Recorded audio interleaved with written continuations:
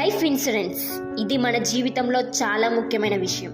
ఎందుకనో అతి ముఖ్యమైన ఈ విషయానికి మనం అతి తక్కువ ప్రాధాన్యత ఇస్తున్నాం. కారణం సరైన అవగాహన లేకపోవడం కావచ్చు, మనకేమి అవ్వదు అనే మొండి ధైర్యం కావచ్చు. కారణం ఏదైనా లైఫ్ ఇన్సూరెన్స్ అందించే ఇన్కమ్ ప్రొటెక్షన్కు సరైన ప్రాధాన్యత ఇవ్వడం లేదన్న మాత్రం నిజం. ఒక్క నిమిషం మనం ఎందుకు ప్రొటెక్షన్కి ఇంపార్టెంట్ ఇవ్వాలో ఆలోచిద్దాం. మనం ఉపయోగించే ప్రతి వస్తువుకు ఏదో విధమైనటువంటి ప్రొటెక్షన్ మనకి ఖచ్చితంగా ఏర్పాటు చేస్తూనే ఉన్నాం.